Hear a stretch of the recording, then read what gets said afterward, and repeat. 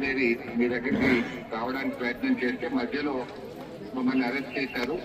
But ఏది ఏమైనా మమ్మల్ని అరెస్ట్ చేసినా మన పోరాటం ఆగదు. ఇది కాంగ్రెస్ పార్టీ ముఖ్యంగా ఎక్కడైతే ఎస్సీ అసైన్ భూములు ఉంటాయో అక్కడ ఈ భూ సేకరణ చేపట్టి దళితులు బీసీల భూములు పుంజుకునే ప్రయత్నం చేస్తా ఉంటుంది. అయితే పట్టా ల్యాండ్ కూడా దాంతో పాటు పక్కన ఉండే పట్టా ల్యాండ్ కూడా తీసుకుంటా ఉన్నారు. ముఖ్యంగా బలహీన వర్గాల భూములు, దళితుల భూములు, గిరిజనుల భూములు తీసుకుపోతున్నారు. నేను మీ అందరికీ బీఆర్ఎస్ పార్టీ పక్షాన కేసీఆర్ గారు మీకు చెప్పమన్న మాట ఏంటంటే ఖచ్చితంగా బీఆర్ఎస్ పార్టీ మీకు అండగా ఉంటది. మీ భూములు మీకు దక్కేదాకా మీకు రక్షణగా ఉంటాం. కాంగ్రెస్ పార్టీ ఎలక్షన్ మేనిఫెస్టోలో ఎస్సీలకు, బీసీలకు అసైన్డ్ భూములకు పట్టాలు ఇస్తామని చెప్పారు. ఇప్పుడు పట్టాలు ఇవ్వాల్సిందే. లేదు, సమానమైనటువంటి పట్టా భూమితో సమానమైనటువంటి డబ్బైనా ఇవ్వాలి. కానీ అది ఇవ్వకుండా ఇది ఇవ్వకుండా ఎక్కడ గవర్నమెంట్ భూమి అంటే దాని చుట్టూ పట్టా భూమిని, గవర్నమెంట్ భూమిని ల్యాండ్ ఎక్విజిషన్ లో పెట్టి ఇవాళ పేదలకు అన్యాయం చేస్తా ఉన్నారు.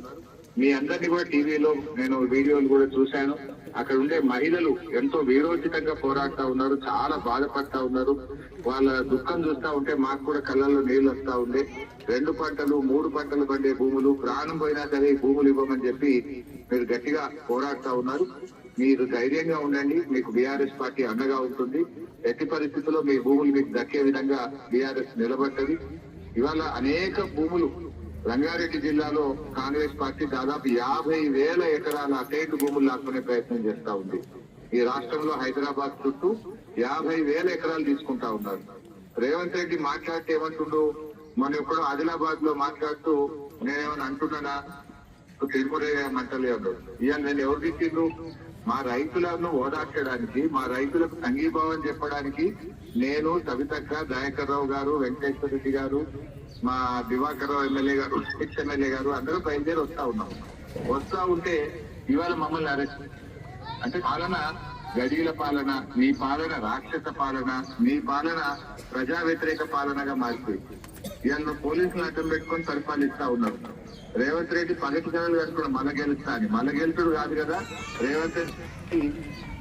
పార్టీకి సింగిల్ డిజిట్, వాళ్ళకి డబుల్ డిజిట్ రానే రాదు. ప్రతిపక్ష హోదా కూడా దక్కదు. మళ్ళా వచ్చేది కేసీఆర్ ప్రభుత్వమే. మీరు ధైర్యంగా ఉండండి, మీ భూములు మీకు ఇప్పిస్తాం. మీకు రక్షణగా బీఆర్ఎస్ పార్టీ ఉంటుంది. మీరు గట్టిగా పోరాడండి. ఎట్టి పరిస్థితుల్లో మీకు అన్యాయం జరగనివ్వము. ఎంత మమ్మల్ని ఇవాళ రానియలేదేమో కానీ మళ్ళీ వస్తాం. అవసరమైతే ఇవాళ కాకపోతే రేపు వస్తాం, రేపు కాకపోతే ఎల్లుండి వస్తాం. మీకోసం హైదరాబాద్ లో పోరాటం, అసెంబ్లీలో పోరాటం, ప్రధాన ప్రతిపక్షంగా చట్టపరంగా లీగల్ గా కోర్టు పరంగా కూడా మీకు సహకారం అందించి, లీగల్ గా కూడా మీకు సహకారం అందించి మీ భూములు మీకు దక్కడం కోసం తప్పకుండా ప్రయత్నం చేస్తాం. ఈ అరెస్ట్లతోనో ఈ నిర్బంధాలతోనే ప్రజా ఉద్యమాన్ని ఆపలేరు. ఈ నిర్బంధాలతో మీ భూములు లాక్కునే ప్రశ్నే లేదు. మీరు పూర్తి ధైర్యంగా ఉండండి. రేవంత్ రెడ్డి ఎంతసేపు ఏమంటుండు, ఇలా నేనేదో అంటుండు 3 నెలలకే పిల్లలు పుట్టారు అంటూ. 3 నెలలకు పిల్లలు పుట్టుడు కాదు.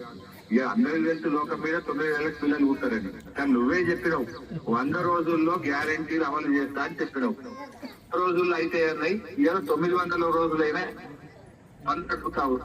ఇవాళ 900 రోజులైనా నువ్వు ఎందుకు అమలు చేయలేదని ప్రజలు అడుగుతా ఉన్నారు. ఇక్కడ చేసింది లేదు కానీ కేరళలో పోయి అబద్ధాలు చెప్పేటువంటి ప్రయత్నం చేస్తా ఉన్నారు.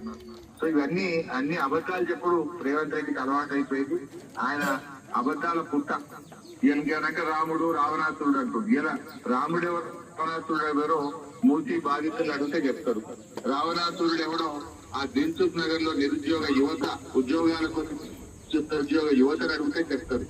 ఇలా పరిగిలు నష్టపోతున్న లగచర్ల పరిగి రైతులు అడిగితే రాముడు ఎవరో రావణాసురుడు ఎవరో చెప్తారు. ఈయన అక్క చెల్లెలకు 2,500 మహాలక్ష్మి ఇస్తా అన్నాడు. వాళ్ళకి అడిగితే రావణుడు ఎవడో రావణాసురుడు ఎవడో చెప్తారు. అవ్వాతాతలకు 4,000 పెన్షన్ ఇస్తారంటే మోసం చేసినావు. కేసీఆర్ గారు 200 ఉంటే 4,000 ఇస్తాంటే బరాబర్ ఇచ్చిండు. ఇవాళ అవ్వాతాతలను అడిగితే రేవంత్ రెడ్డి ఇవాళ అవ్వాతాతల పాలిట రావణాసురుడు అయిండు. ఇవాళ వాళ్ళు ఎవరిని కలిసినా వాళ్ళు చెప్తారు. అంటే రేవంత్ రెడ్డి మాటలు చెప్పి కాలం వెళ్ళబుచ్చుతున్నాడు తప్ప ఆయన మాటల్లో నిజాయితీ లేదు. ఆయన చెప్పే మాటలకు విలువ లేదు. 0 వాల్యూ. రేవంత్ రెడ్డి మాటలకు చేతలకు 0 వాల్యూ. ఆదిలాబాద్ లో నేను అరెస్ట్ చేస్తున్నాను. నిన్ననే ఆదిలాబాద్ లో మా జోగు రామకని అరెస్ట్ చేసినాం. రేవంత్ రెడ్డి ఆదిలాబాద్ పోతే ఇవాళ మేము రైతుల్ని పరామర్శించడానికి పోతే మమ్మల్ని అరెస్ట్ చేసినాం. అంటే పోలీసులు అడ్డం పెట్టుకుని రాజ్యం ఎంత అనుకుంటున్నావు. కానీ ఇలా తప్పకుండా ప్రజలు అన్ని గమనిస్తా ఉన్నారు. తగిన బుద్ధి చెప్తారు. ముఖ్యంగా పరిగి రైతులు మా మహేశ్వర్ రెడ్డి ఎక్స్ఎమ్మెల్యే గారిని కూడా పొద్దున్నే పాప మహేశ్వర్ రెడ్డి గారు మీకోసం ఇవాళ మా అందరినీ చేస్తున్న మీ అందరినీ కూడా ఆర్గనైజ్ చేశారు. ఇవాళ దుర్మార్గంగా పోలీసులు అక్కడ టెంట్లు జింపే పోలీసులు మన మైకును అందరినీ చేయడము, మా నాయకులందరినీ కూడా అరెస్ట్ చేస్తున్నారు. మీ లోకల్ ఎమ్మెల్యే గారు అక్కడ ఉండేటువంటి శాసనసభ్యులు ఇవాళ పోలీసులను అడ్డం పెట్టుకొని మీటింగ్ జరగొద్దని, మేము రావద్దని చెప్పి పాల్పడ్డాడు. నేను ఎమ్మెల్యే గారిని కూడా డిమాండ్ చేస్తా ఉన్నా, నువ్వు ఇట్లా పోలీసులు అడ్డం పెట్టుకొని రాజ్యం చేయలేవు. నీకు చేతనైతే ల్యాండ్ ఎక్విజిషన్ నోటిఫికేషన్ రద్దు చేసి ఆ రైతుల భూములు రైతులకు ఇప్పించి మాట్లాడు. ఎందుకు రైతుల ఉసురు పోసుకుంటున్నావు? ఇందిరమ్మ రాజ్యం అంటే భూములు పంచే రాజ్యం అని నాడు పేరుండేది. కానీ అలా రేవంత్ రెడ్డి పాలనలో ఇందిరమ్మ రాజ్యం అంటే భూములు లాక్కునే రాజ్యంగా మారిపోయింది. ఇండస్ట్రియలిస్టులకు, వాళ్ళ బంధువులకు, వాళ్ళ అనుయాయులకు భూములు కట్టబెట్టడం కోసం పేద అంటే ప్రయత్నం చేస్తారు.